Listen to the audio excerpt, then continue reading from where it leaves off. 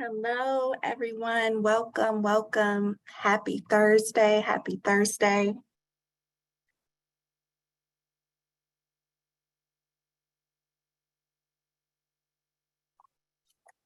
Gonna give it a few minutes just to get give everyone a chance to make it into the room. Hello, everyone. Happy Thursday. As you're coming in, please feel free to drop your name, your organization, maybe what state you're from.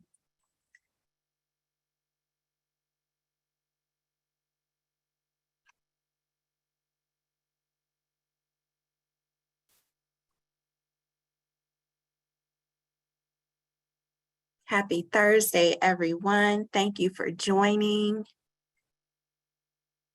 Like I said, as you're coming in, please drop your name, what organization or program you're with, what state you're from, and feel free to drop a back to school memory. It is August. It is August, so that time is upon us. Our students, our scholars, they will be back in school.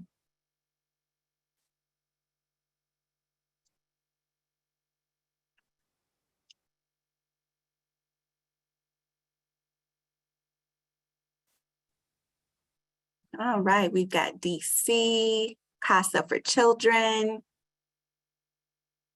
Sacramento, Vermont, Memphis, Tennessee, new ballet ensemble in school, okay? Raising a Village, joining from DC. Maine, DC, lots of people joining from DC. Iowa, San Diego. Hello to everyone that is joining. Happy Thursday. Please feel free to drop your name, what organization or program you're with, what state you are joining from. All right, Kansas City, Phoenix, Pennsylvania, Community Action Agency. YWCA, y'all are prepping for your back to school carnival. I love it. Sounds like fun.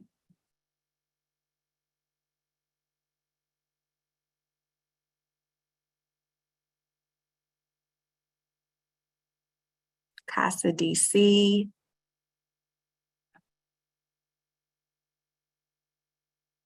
Jersey, Dayton, Ohio. Iowa, Alabama. All right. I'll give it a couple more minutes and then we're going to go ahead and get started. While we are still dropping our name, organization, or program and state in the chat, feel free to drop a back to school memory. It is that time. We'll be greeting our students back to school or sending your students or your children back to school. Getting your classroom ready in August when you were a fifth grade teacher, cool. I just finished up my last year of teaching and I taught fifth grade for quite some time. Love fifth grade, wouldn't trade it for the world.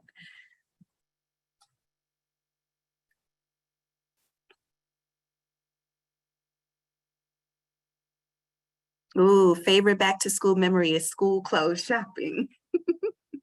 Right. We've got, okay, Richmond. Hey, Laura. All right, using new school supplies, right? That is always fun, especially when you get like the personal ones where they have like the cartoon characters or decorations. All right, NAMI, Austin, Texas, Big Brothers, Big Sisters. Getting your schedule and learning more about your teachers. Planning the first day of school outfit. I love it. I love it. As an adult, these things seem like no big deal, but when you think about it, it was such a big deal when you were growing up. Hi, Michael. Yes to the Crayola crayons with the sharpener. All righty.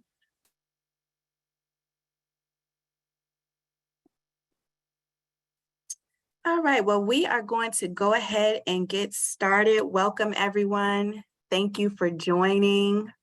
My name is Bianca Myrick. I'm a consultant with Mentor Virginia and the Collaborative Mentoring Webinar Series. I'm also executive director of two small grassroots nonprofits, and I am happy to be here with you today. Oh, y'all got the coolest memories going on in the chat. All right, well, we are going to go ahead and get started. So just a few housekeeping things. Please remain muted for best sound. If you have a question, just type it in the panel, type your comments in the chat box. Live captions will be available in the panel by clicking on the CC button at the bottom of the screen. If we launch a poll, please respond. We're trying to get some feedback from you. We've already introduced ourselves. And just one more thing. 1 week after the webinar, everyone will receive access to the presentation slides and the webinar recording. You will receive an email, and the materials will be posted on the NMRC website. And you will receive a survey. Please answer the survey. That way we can continue to modify and hear all the great feedback and change things if we need to. All right, so just a couple of things.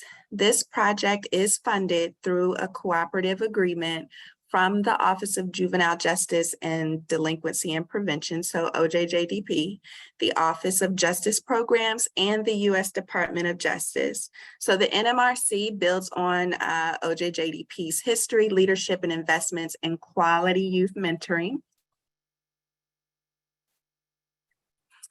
So just to go over some of the resources that are provided through the NMRC would be our practitioner focused blog.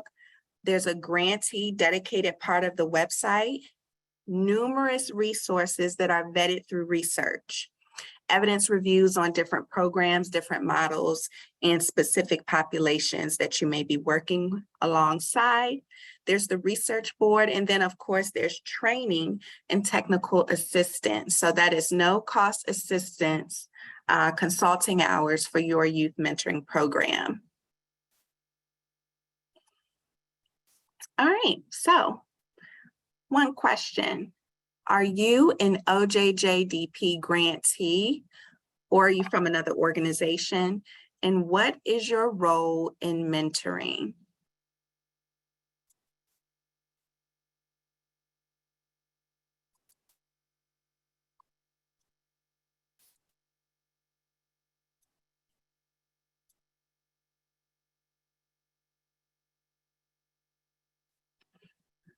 All right, you all should be able to see a poll launch right now. Are you an OJJDP grantee or another organization? And what is your role in mentoring? Are you staff? Are you a mentor? Maybe you're a funder. Are you a mentee? Or are you a researcher or other?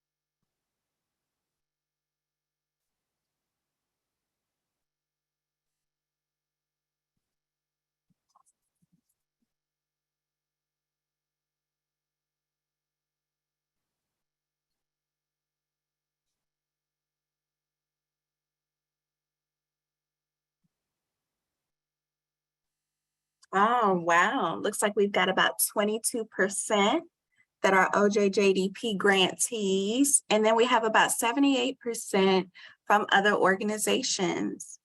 69% are program staff. We have 3% that are mentors and 3% that are funders. Well, welcome everyone. Looks like we've got a lot of organizations here that want to learn about risk management, such an important component. Welcome everyone. All right, so we are so fortunate today. We've got two Chads. We've got Chad Driscoll, Chad D, we've got Chad Butt, Chad B, the two Chads, a conversation between the two Chads. I love it. But I'm just gonna let them both do a quick intro about themselves and then they're gonna take it over. Hi there, good morning, good afternoon, good to see you. I am Chad Driscoll. I work for America Service Commissions, which is an association that supports state service commissions across the country, working with AmeriCorps and National Service Programming and groups like that around different communities. Prior to joining this organization, I was in Iowa with the Iowa Service Commission as well as the Iowa Mentoring affiliate, and worked a lot with providing training services, working with affiliates across the country and Mentor National. So I'm excited to be back here and talking and sharing some of this information with you all today. Going to kind of the opening question too, as a back to school memory for me is, we always had the take a picture on the first day of school. It was either like by our front door or by one of our trees, and then you could kind of see the growth of the tree in our front yard as well over the years, as well as I remember the school supplies I would be excited to shop for were folders, because I could either pick out the different colors or the designs on them or whatever. It was just kind of one of the fun activities I had. So anyway, happy to be here with you. So Chad, I'll pass it over to you. Hello, everybody. Yes, I'm Chad Butt, Executive Director of Mentor Vermont, affiliate of Mentor National. And prior to my role here, I used to run a mentoring program focused on working with college students as mentors, actually. But happy to be here with you. And I would say, Chad, thinking about the first day of school photo, I'm realizing that I must have been very agreeable, because I'm trying to get my kids to do that, and that didn't work out too well last year. We'll see how it goes this year. But I'll turn it back over to you, Chad. Wonderful. So here's our plan and our outline for today, or at least for the part about our risk management conversation. Talk about kind of what this means in the realm of our mentoring programs and youth service programming. Talk about what are some of the elements of risk management. What does a plan look like? Have some discussion points throughout, or times to pop things into the chat or to think about what this means for your organization. And then we'll wrap up with some questions and next steps.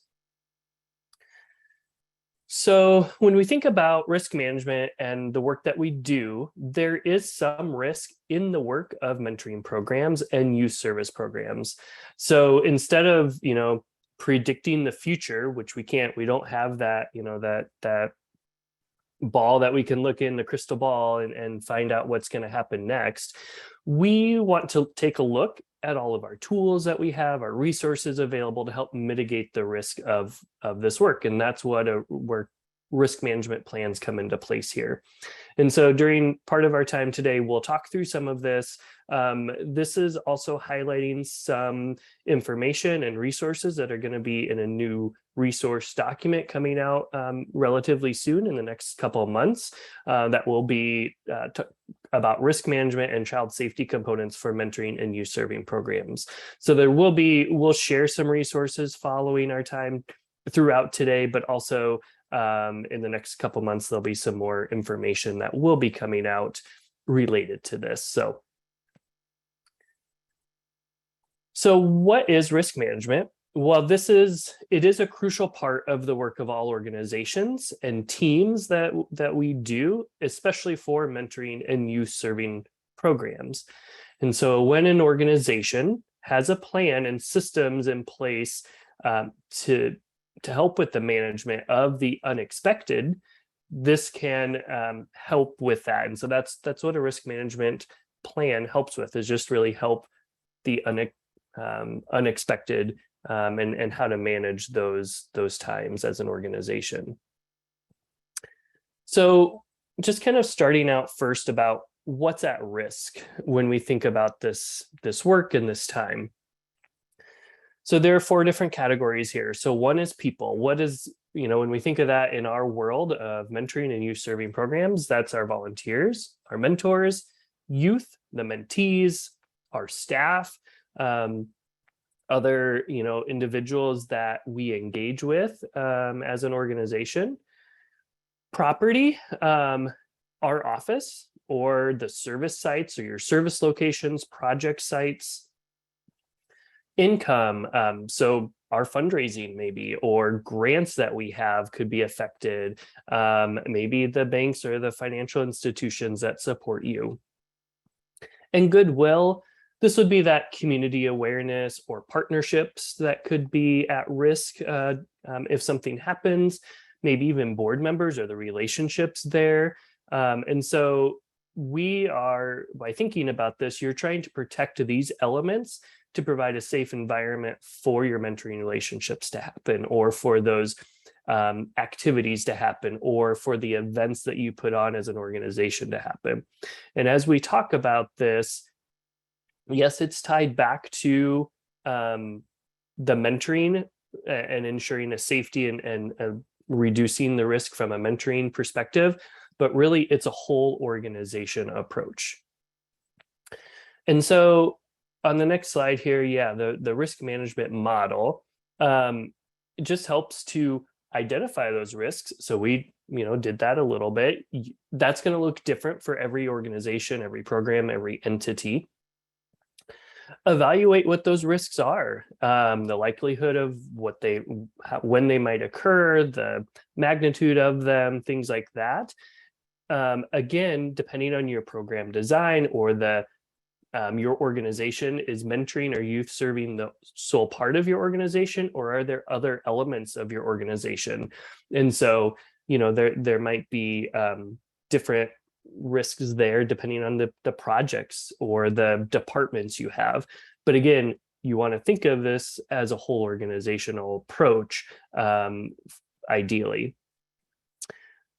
How do you control those risks? And then, again, risk management models, you want to review them on an ongoing basis. You want to look at it annually, every couple of years, and kind of look at this. So this is a simple outline here, I acknowledge, but in general, it's good to keep some of these points in mind. And overall, having good policies and procedures in place can help an organization better plan and prepare for the unexpected situations. And so it's best to establish these and then implement them and maintain them as an organization over time, which gets to that risk management plan. So as we start thinking about some of the elements of a risk management plan, one of those gets into screening our volunteers. So I pose this question to you all. If you want to pop into the chat, what are some of the volunteer screening methods you can think of or that you do at your organization? So we'll take a moment and let some of these pop in. And you can, think about, what do you do for screening your volunteers, or what are the methods? References, background checks, interviews, background checks, definitely. Application, fingerprint, so specific kinds of background checks. Written statements, okay. Trainings, looking maybe online for other background information, social media checks. Great. I think these are some great, definitely great things here. And so you can keep adding them into the chat. Excuse me. And you can see here on the screen, here are several that you mentioned. The volunteer application, background checks, Reference checks were mentioned, training, that's part of how you screen your volunteers. Also, do you have a job description or a volunteer position description for this role that you're doing? That's a way to, you could kind of do some screening, like, do you understand these expectations? Is your interview in person? Is it over the phone? Do you do both, a phone screening and an interview? Some of these other ones that are on here. Chad, I had just asked it also, is there others you would add or highlight from this that either are unique or you think, that you've seen work well?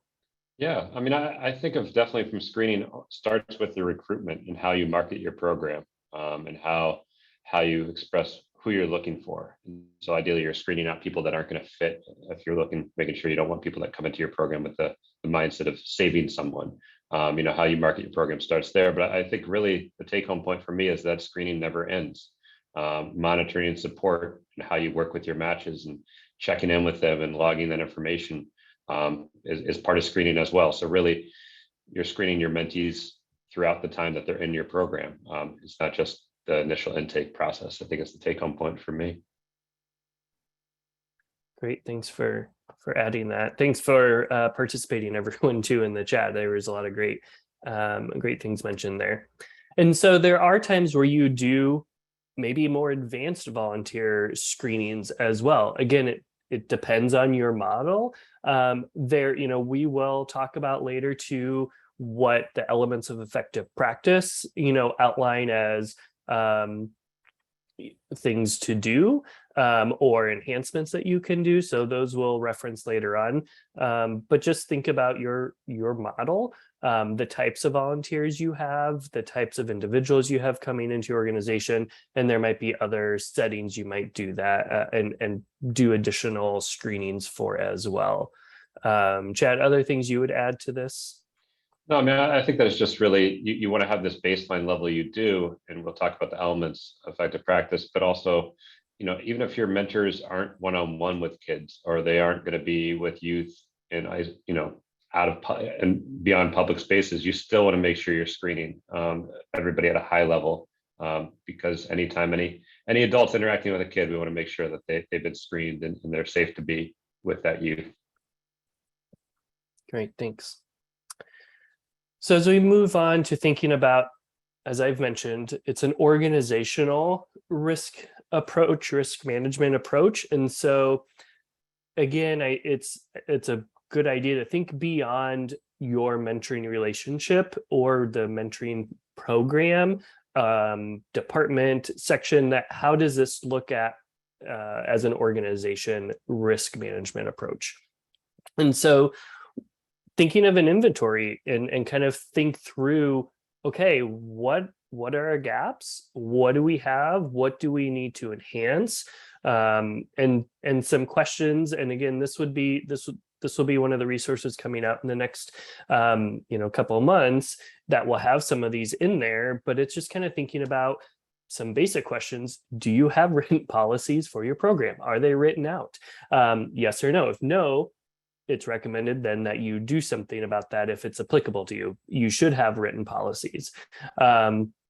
Do you conduct background checks for all involved in your organization? For your staff, then what does that look like? For your volunteers, what does that look like? Do you do it for other maybe interns or other groups? And then what does that look like? And then is your process written out of how to do the background check? So again, you might do it, but then do you have that process written down? Kind of like who is responsible for what step? Other questions of kind of a risk assessment is, are these reviewed periodically or not? Do your policies cover a specific period of time, or is it in place now until you change them or until you update it? Are there specific individuals or departments responsible for certain sections of the work you do as an organization? Are there consequences to violations of policies? So, it's a starting point to kind of think about and assess what your gaps are when it comes to general kind of policies and procedures, which help with your risk management. And again, it should be seen as helping for the entire organization. Once you have your risk management plan, then you want to make sure you train on it, that you don't just write it and let it sit there, but that you train on it, that you talk about it with your staff, you talk about it as an organization with your board or your leadership, and that everyone understands what it says, the purpose of it, how to implement the things that are in there. And then also it helps you stay on top of things, helps you make sure you understand what what's happening, especially if there's staff turnover, if it's part of like an annual calendar that you look at and review, or twice a year you always reference it, then you're always getting somebody caught up in how to train on it and how to understand your plan and what it looks like. So with that goes into then thinking of our staff. This is just something to kind of think about here. In a moment, we'll share some questions about what this looks like on the next slide, but just, what does your mentoring program staff structure look like? How is it tied to, if you have risk management plans? If not, what might be some of the elements we've talked about might be there to think about, like, okay, I might identify some gaps here that I need to, go back to my team to think about how we improve on this, or we create a policy around this, or we just need to do some training. We have it, we just need to remind ourselves of it. And so here on the next slide, you'll see some of the questions you can think about and ask yourself, your team, your organization about this idea of staff. And again, there's not one answer that's right for all organizations or all mentoring programs. It will depend on what your structure is and kind of even where you're at. Are you across the whole state? Are you regional? Are you in one city, but maybe you're in one city that's really large, that you need more staff to kind of meet the demand that's there? But thinking about ratios, thinking about how roles are divvied up, or how you're sharing structures and responsibilities. And so, Chad, what have you seen when it comes around staff support and kind of work in this? Any commonalities amongst programs you've seen or that you've worked with, or thoughts you'd share around this? Yeah, I think we all have the desire to support and work with as many youth as we can, but I think that often programs find that if you get the ratio of staff to matches off, then it's impossible for you actually to meet best practice and fully support the youth you have. And I know there's funding considerations to go in there, and how folks are bringing money to run their organization, but I think that's a key aspect there. And a lot of programs that we work with in Vermont are pretty small and run by one person and part-time. And so that can be an issue too when it comes to screening, just because you want to try to have multiple people involved in that process so that you get opinions, not just one opinion on, is this the right fit for this mentor, the right fit for the program? And so trying to think about how to involve multiple people in your screening process as well.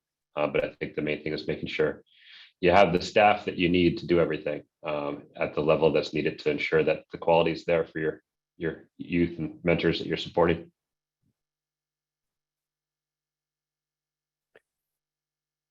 And so from staff, then we think about kind of our legal liability of our risk management plan and kind of that approach.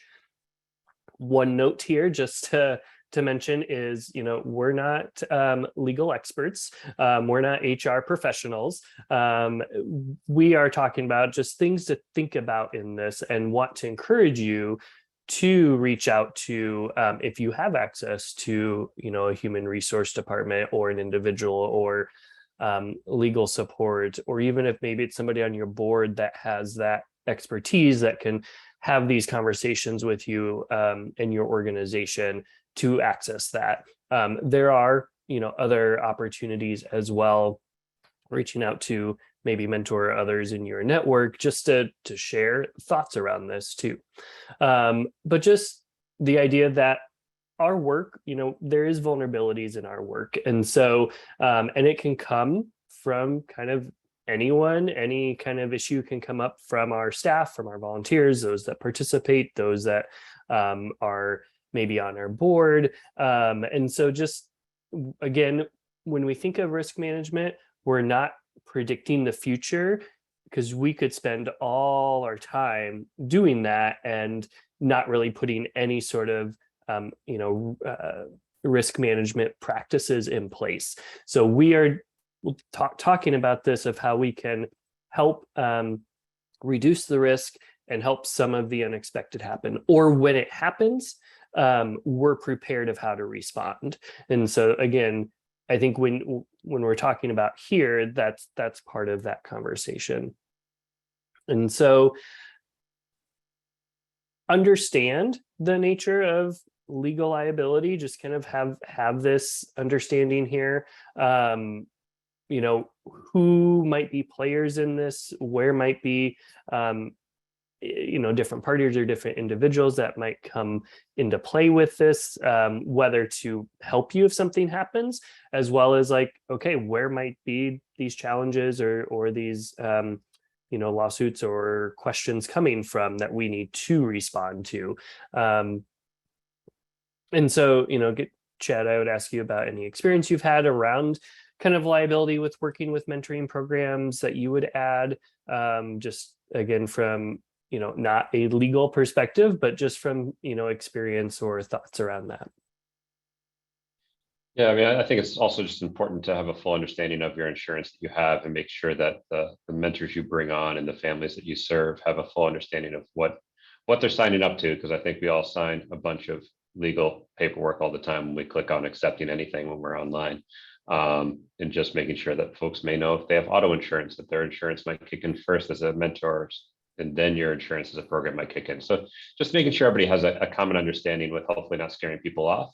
But there definitely is different issues within mentoring, but also different laws depending on what state you are in, if mentors are considered mandatory reporters or not, and just having a better understanding. And I think the key thing is really having a relationship with other mentoring organizations in your community, because some of those programs may have already talked to a lawyer and gotten legal advice on different aspects, and you can pull from them, and just learn together and work together on figuring out how to make everything work within your community.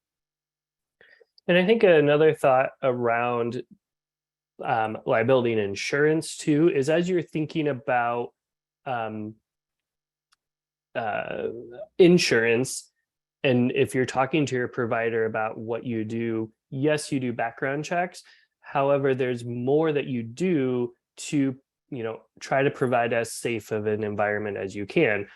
Just a moment ago, we talked about all the screening things and practices you do, or you can do, or you could be thinking about doing. That is all part of a background check is part of that, but you did interviews, you do reference checks, you might do a home visit, you might look at a driving record if that is needed for the structure you have. So there's these things that you look at, you do training, as well as you do that ongoing support, that match support, those check-in calls, you document that. That's all part of your risk management approach. And so those take place to help reduce the risk, and also then be prepared for if something comes up or somebody asks a question. I see in the chat too, yeah, somebody said parents of our youth can be, part of that, who might reach out. So you have this whole thing that you're doing, or that you could be doing, as part of your risk management approach.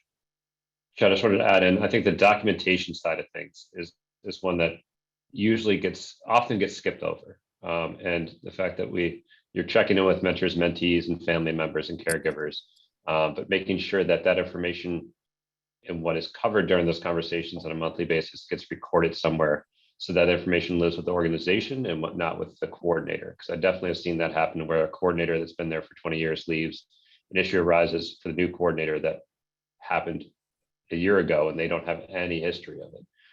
And so just making sure that liability wise, you want to make sure things live with the organization and not with one individual. Mm-hmm. And so as we think about this, what can your organization control? So there's some things on the screen here of we talked about the screening and selection of participants. You control that process. You can control what that looks like. The development of your policies and your procedures, how you train your participants, how you train the families, how the information you put out there, how you monitor, how you handle crises that might come up. So, these are things you can control. We talked about training staff is important. So that's another thing you can control in this realm of risk management. So this is another way to think about the kind of legal liabilities conversation as well, of what you can control and how you, again, document that. And here, this is just sharing too, that again, there's a few things that mentoring programs and organizations can do to maybe transfer risk or outline what the expectations are. Sometimes these might be, you might do them annually, you might do them as you enroll in a program, or it's by project or activity base. And some other things you might think about of how you reduce some risk as an organization are here. These things here would be something you would probably include in a risk management plan, because again, it's outlining what do we do to reduce the risk or to handle things in an unexpected situation that might come up. And you can go back to this documentation or these paperworks and these trainings that you do to support what you did, if there is ever any questions. And Chad, thoughts around some of this information you would add? That covered up. I'm curious if anybody else has anything else they want to add in the chat, feel free to throw in other ideas as well.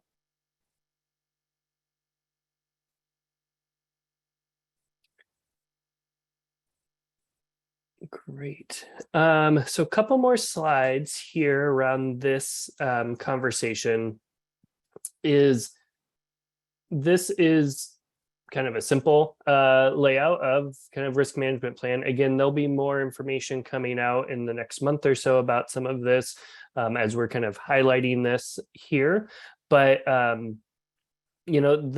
risk management plan outlines the procedures that you have in place and what actions would be taken, as well as what if something happens or occurs, kind of what you do or need to do as an organization. Also, it might include how to report things. It might include if it's involved with your finances or your building. Again, this is an idea of risk management as an entire organization, not just not just the mentoring program element of an organization. And so kind of a final thought here, to think about, that there are many purposes to conduct, of why you conduct program trainings or orientations, or you might offer the ongoing support and development to your mentors and your the youth in your program. Sometimes it's to meet specific goals that you have or objectives, or to overall provide growth and success in the program. And there are other important functions to training, of why we train our mentors and volunteers as well. It can help, again, you are screening an individual from the moment they might call and ask about how to volunteer with your organization to your a written application, and you are doing reference checks, you're meeting them in person at training, you are observing them this whole time, and you might notice something that seems odd in one setting, but once you see them in person at the training, it's like, okay, that wasn't anything. Or it's like, oh, there's these two other things that are odd that might become red flags, or, behaviors. You're like, okay, these aren't adding up. They might, this might not be appropriate program for them. So again, what are some, possible training topics though, that then you can cover, you can talk about that can support a strong start to the program during the screening period. So you can drop some things in the chat if you want. But the idea here is just training is, again, part of that risk management plan, and part of your screening, and all those elements are to help watch things that might come up for an individual. So Chad, we did have one person ask a question just a couple minutes ago. Do you suggest having mentors do background checks or parents do permission forms after they are admitted? yeah, and Chad, did you want to? Well, yeah, I mean, I think I would recommend having that, before you actually admit someone formally into your program, to make sure that you're having that background check done. I think programs vary if they have an application done. Some folks are doing it while an interview is going on. I know that sometimes background checks can take a while depending how you're doing them. So I think having them go simultaneously while you're doing interviews makes sense.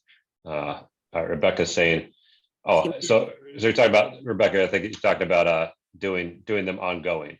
And so I think that there isn't necessarily anything in the elements that I'm aware of in terms of saying you should recommendation of doing them, every 3 years or so. I think some agencies do set up background checks where they are running them, every couple of years. I think if there's a break when a mentor leaves the organization and then comes back after a year and takes on a new mentee, definitely want to rerun background checks if someone leaves.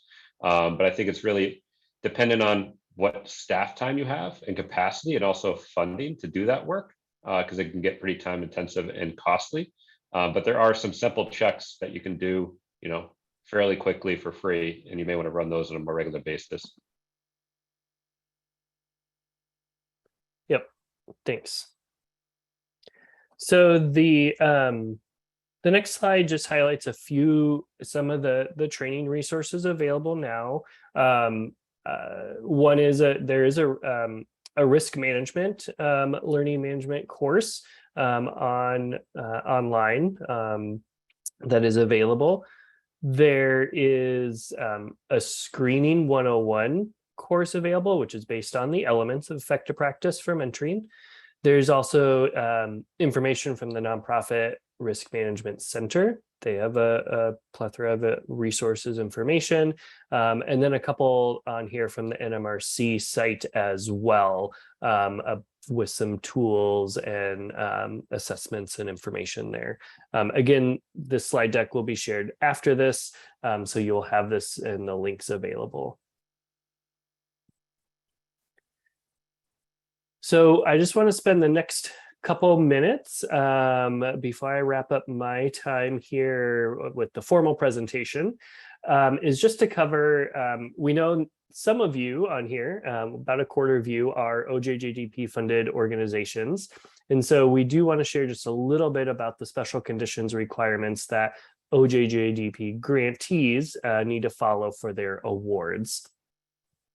So we won't be going through all of the specific special conditions on this call, but we just want to remind those of you that are OJJDP funded organizations to review them here, and that link is on the slide, which will be provided following today's call also. So as an OJJDP grantee, these special conditions are aligned with what with elements of effective practice. So it's not really contradictory in that. You won't find anything in the special conditions, like I said, that conflicts with those, but you will find some specific types of criterion offenses that will disqualify candidates serving in your OJJDP funded programs. And so at Mentor, we just want to always remind these programs that FBI background checks are just one part of the comprehensive review, and that goes in line with what we've talked about already. And that it's a comprehensive review that you should determine whether a volunteer is accepted for your program or not. And there's other criterion and elements outlined there. These are some of the screening benchmarks for mentors that are based and pulled out of the Elements for Effective Practice. I'm not going to read through all of these over the next couple slides. Again, you'll have these as follow-up. Just a reminder that benchmarks are things that mentoring programs should be doing and should be following, and enhancements are listed there as things that you could consider, or if they're relevant to your program model, that you could be adding that in for an additional opportunity to enhance your program and look at things that way. And then there is the next slide talks about an overview of successful screening process, which is a step-by-step here, again, based on the Elements. And just noting that the criminal history and FBI checks are just one step in this process. But again, as you're screening individuals for your program, and this is focused on, volunteers and mentors, these are all the steps that could be part of that comprehensive screening process, that you look at all this information before you make a determination. There's also the Child Protection Improvements Act, CPIA. You've probably seen or heard this over time. This was signed into law in the spring of 2018. And what it does is it makes access to FBI fingerprint background checks available to all youth serving organizations, which is, there are some of you that are in states that have access to it, but there were about a third of states that did not have access to this. So now it is, and it's at an affordable price available. The one caveat is that the legislation is still going through the rulemaking process for this. And so it's not fully implemented at this point, but we Mentor is continuing to work through that. Finally, just sharing some additional resources, again, from the NMRC, which you may be familiar with. But there's this one here about implementing a successful mentor screening process. So the NMRC has created this series of e-learning modules starting a youth mentoring program. And it's got some great information in there that talks about this comprehensive process for your program. And then the next one is about, again, just this showing the screenshot of the screening curriculum of kind of like what it looks like once you get into that module. And finally, we've done some other webinars as well specific to this. And so again, through the NMRC, you'll see this one here about promoting screening practices for safety and suitability webinar. The recording is available there under the webinars tab. So with that, I turn it back to you. No, thank you so much. That was really, really awesome information. As someone who, is in a leadership role with youth programs, this was just really, really helpful.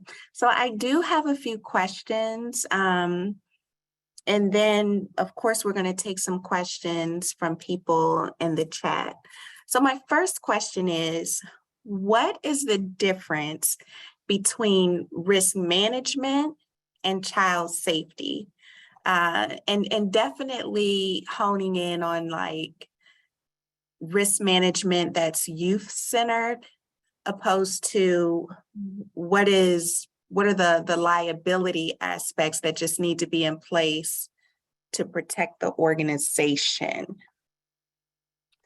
Yeah, I can start and then Chad add on as well. So first, child safety is part of risk management. It's an element of that. So as we've talked about, so far today, risk management and the idea of it is to help protect and plan for things that may come up as an organization, and that you have plans, you have processes in place, what the next steps are. Maybe you've created some of those kind of template responses already. We do these screening protocols, we do these trainings, We do this follow-up when someone exits our organization, whether it's staff, whether it's thinking of an entire organization. If you have a staff member exit, how do you turn off their email? How do you get them not have access to your security system? Whatever that looks like, that is part of that entire organization risk management plan. When it's for your mentoring program or your youth program, yes, you exit that volunteer, you close them out again. How do you wrap up that? And do you have a formal kind of closure letter or paperwork? So it does have that, like, we are done. Again, even on good terms, you want to have that. It's not just for those bad term situations. So those are some general things to kind of think about there, that child safety is part of that, one of those components of your overall risk management plan. Chad, what else would you add around that?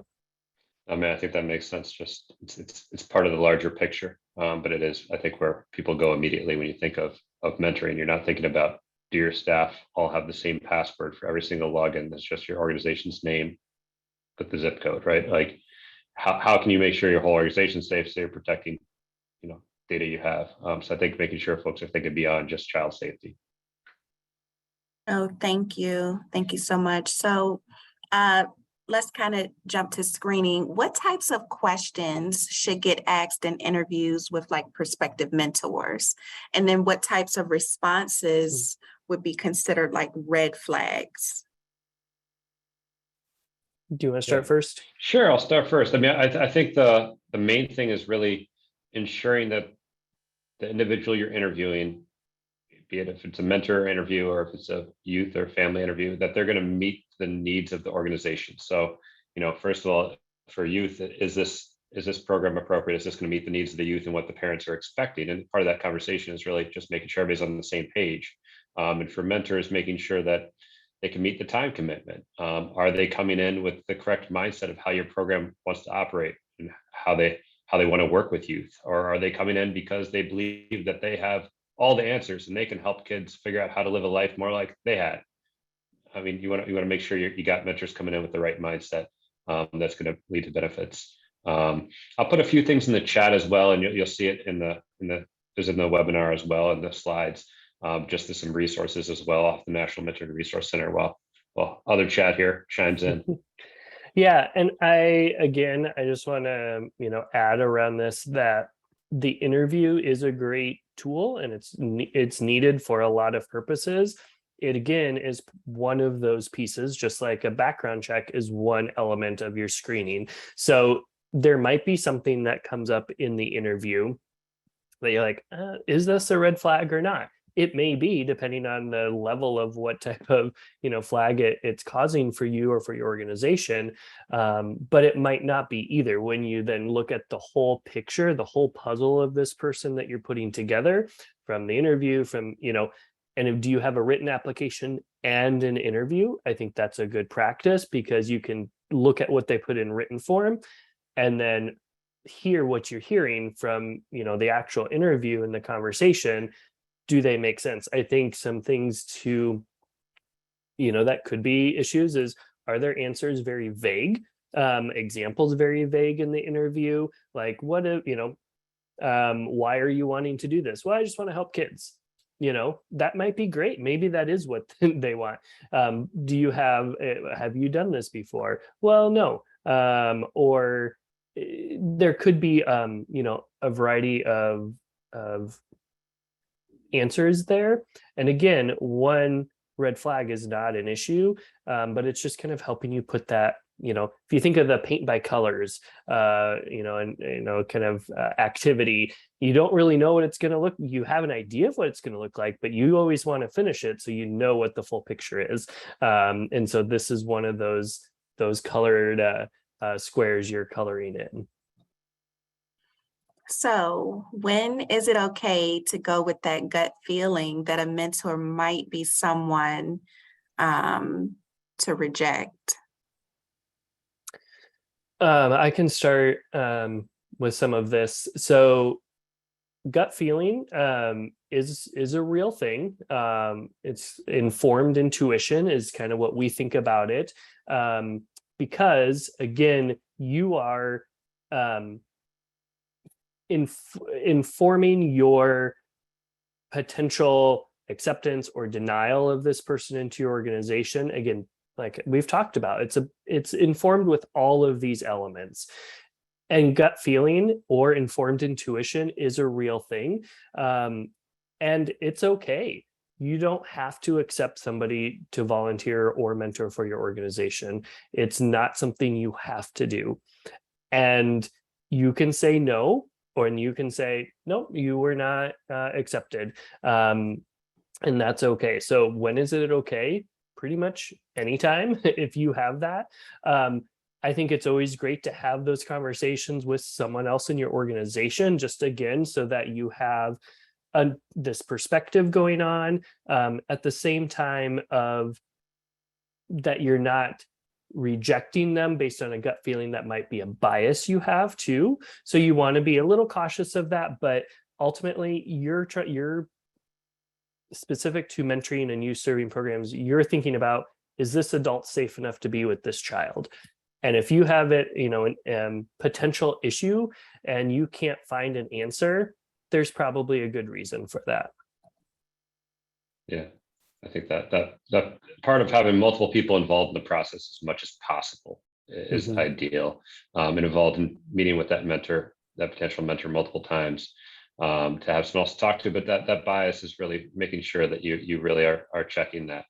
I think the other thing that someone mentioned, I believe in one of the chats, was just sort of how do you go about rejecting a mentor or a potential mentor, and you can tell them that this isn't the best fit. I've seen folks just sort of say, hey, we're trying to figure this out and find, we don't have a mentee for you at this time, and they sort of float away because they realize that they figure it out.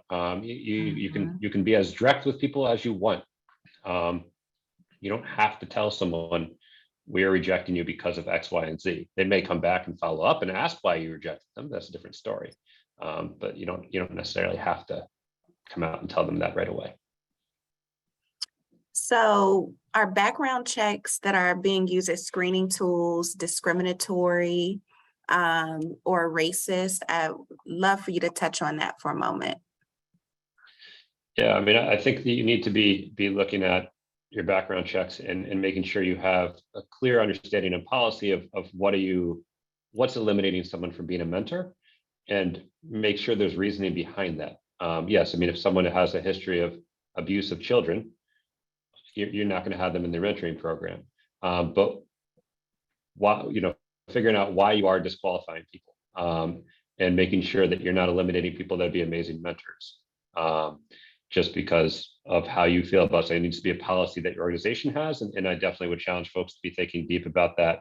I also think that the other aspect with background checks is there's ways to do background checks that are going to meet best practice, that don't require your mentors to necessarily go into a law enforcement setting in terms of going to a sheriff's office to get fingerprinted. There's ways to do that. We definitely have had programs that reach out to say, my mentor's not comfortable going into the police station. That's not where they want to go. And there's ways to still screen people appropriately while also being conscious of how people are getting pushed into situations they may or may not feel comfortable with. And I think, just one other thought there too is, what is the program design that you have as an organization? And that might determine what level you look at for, background checks, how much you, what does the results look like? What do you qualify or disqualify someone for? And there might be different purposes or goals that you look at too around that. So just as Chad said, be purposeful, have your policy written down, and then follow it. And then I think that is, important about having other ways to, that you might be able to get a print done. That doesn't mean going into law enforcement. A lot of places can train you on how to do fingerprints, and you might be able to just do it in your own office potentially, if that works with who you're doing your checks with. Thank you. So how do we balance the need for those one-to-one interactions with safety and mentoring? Yeah, I mean, I think that it depends on each model that you have. Some programs are inviting mentors to take mentees back to their house, which has inherent risk, and making sure that it's clear with the participants and their caregivers what that, where youth will be going with their mentors. I think that clarity from the beginning is great. There's some additional screenings that you'll see in the elements underneath enhancements, that if you're screening people in the household, that the mentor's household, especially if they're going back to the mentor's house. But I think that there's also just the ability to do a lot of mentoring in spaces that are public spaces. It's small steps you can take to help limit risk.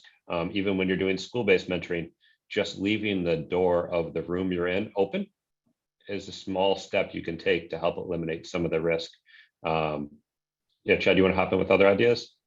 Yeah, I think it goes to the training you provide before they're matched, giving suggestions of what to do when they're together, giving those tips, or even it's not a tip, it's like, these are expectations. If you're meeting with someone and there's no one else around, it has to be a door open or windows available to see in, or things like that.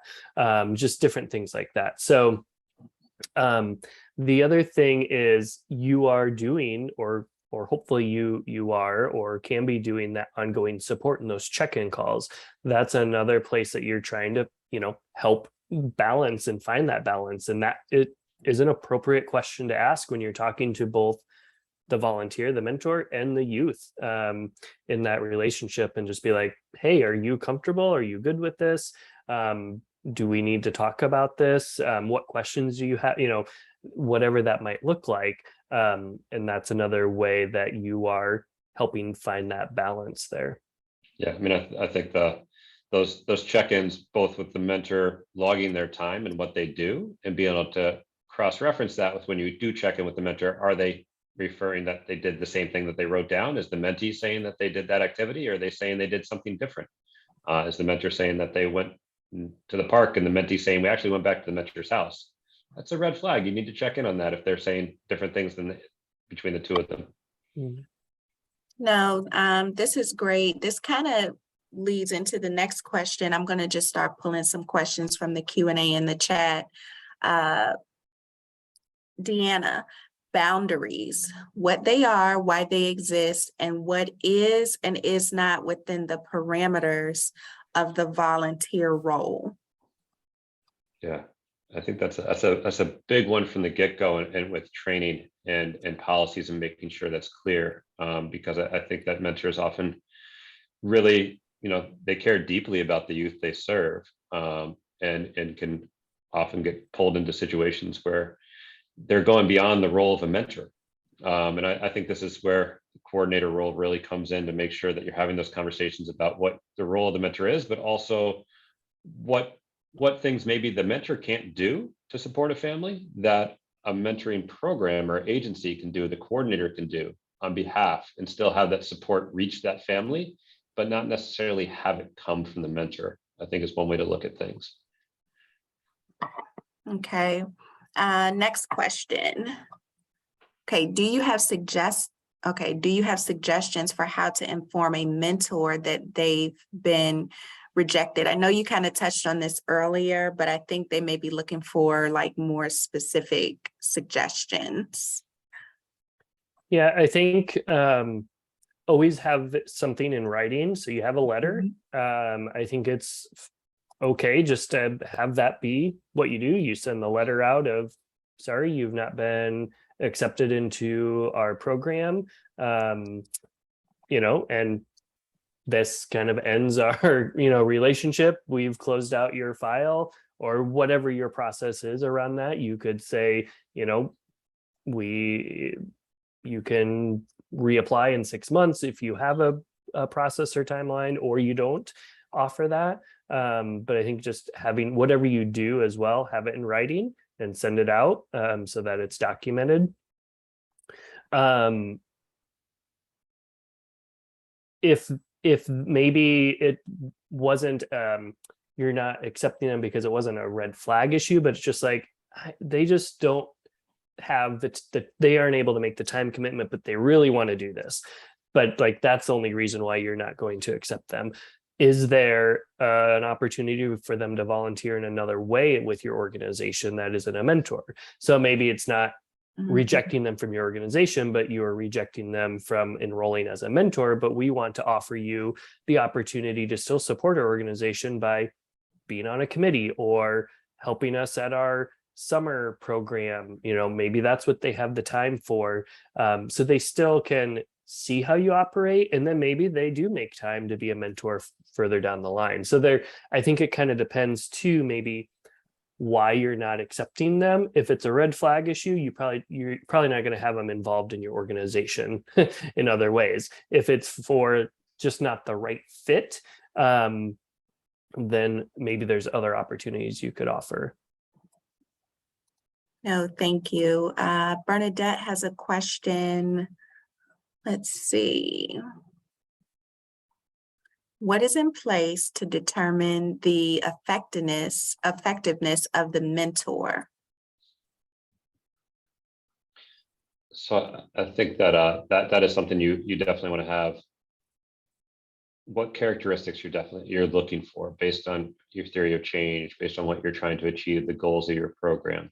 And I think it does vary depending on, what mentee, you may have a mentee in mind you're looking for, and they need different levels of support. You may have a mentee that needs someone who's been a trained social worker, right? That's retired. That's not going to work with any mentor that comes into your program. So I think there's a little bit of figuring out what the base level is that you need, but then also being able to adjust it depending on the needs of the individual mentee. But those should be things that you're able to adjust both your reference checks to make sure that you can get that information for folks, that they're not just providing the information themselves in an interview, but you actually have someone else expressing that ability. But trying to make sure that there's the questions in place, both through reference checks, your application, and the interview process. That gets there, but there are also some things that you may be able to help people grow with during a training process. So figuring out what that base level is. Thank you. Okay, this question Yeah, is I think going with that too is what, do you have evaluations? Do you do program evaluations? Do you look at growth? Is it self-reported? Do you have periodic surveys people complete? Again, that's another way to determine the effectiveness of the mentor, and who is completing it. Again, is it self-review?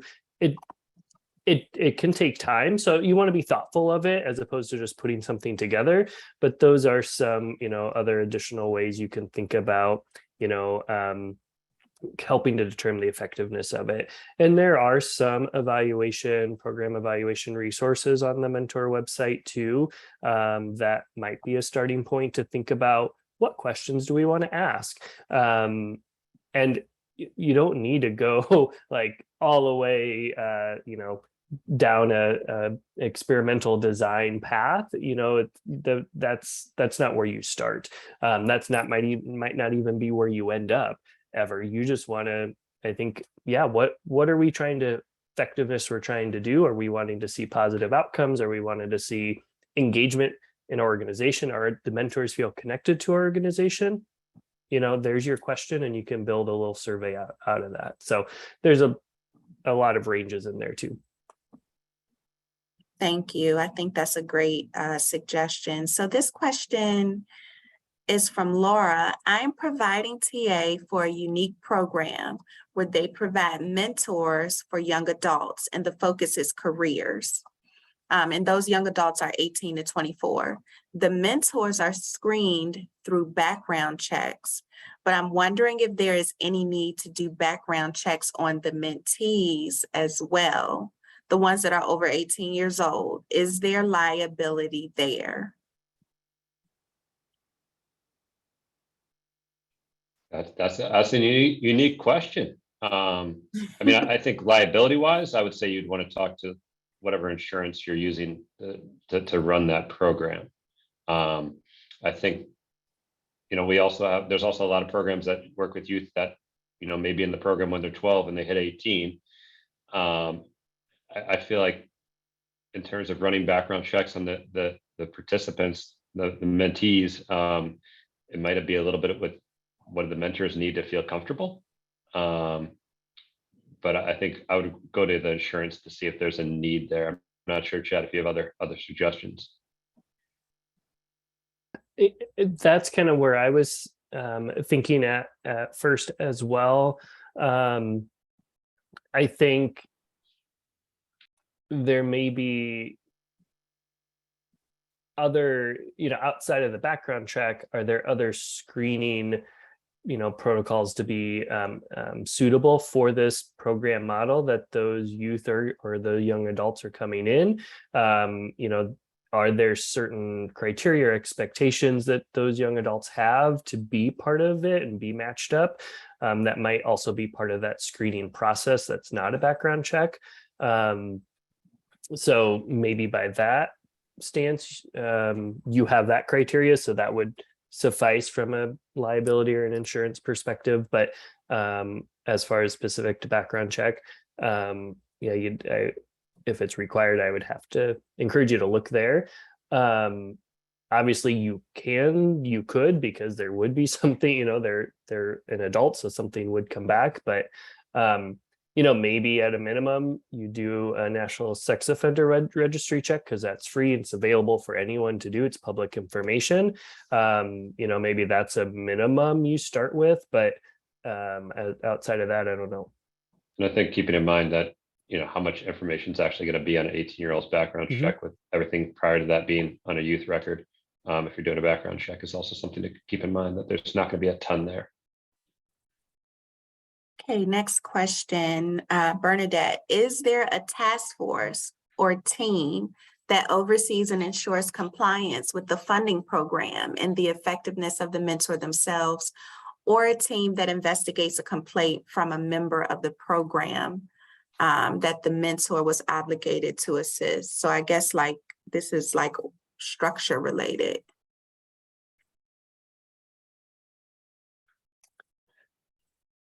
I would say, just thinking of okay, is there a complaint somebody wants to file?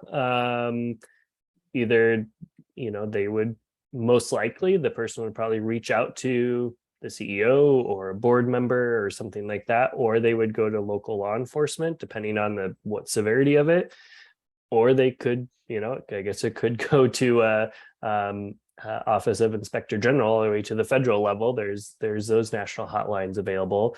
There's also mandatory reporting numbers at states or at the national level that might have reports go to.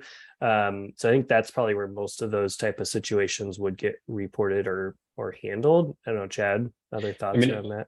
One of the things when I'm reviewing through the quality mentoring system and reviewing people's policy procedures manual and mentor training, you need to make sure you have some procedure in there about how you handle instances of reported child abuse, neglect, and you want to have it be all encompassing. So how do you handle it if it's someone outside of the program? How do you handle it if it's the mentor that's being accused?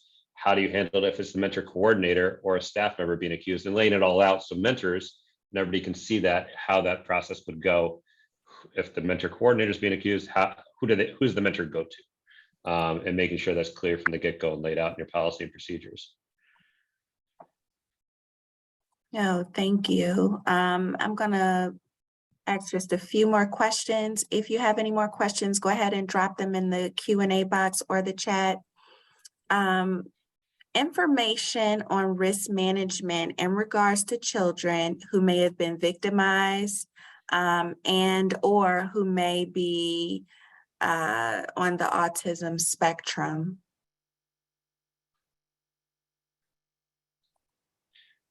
So, sorry, Brianna, you want to repeat that one more time?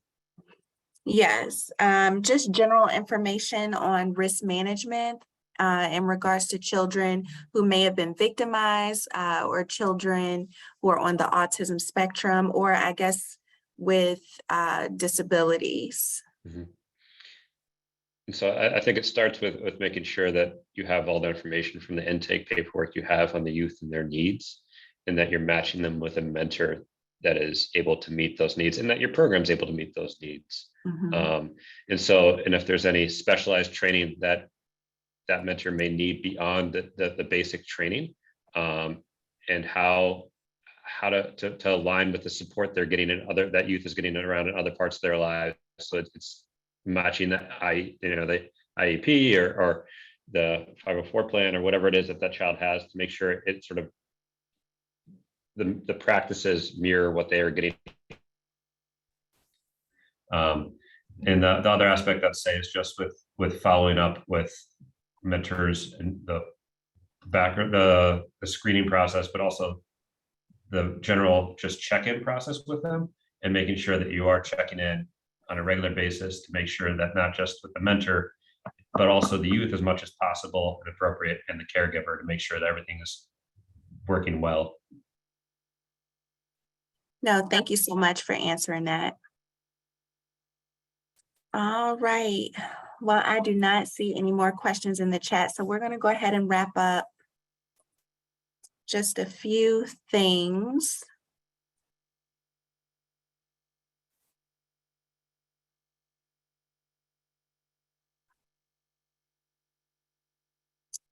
All right. So a lot of these questions were wonderful questions. I really encourage everyone to go to the NMRC website and request help for your youth mentoring program. You can get several hours of technical assistance consulting, where you will be assigned a consultant, and they will be more than happy to collaborate with you to put some of these policies and procedures and components in place.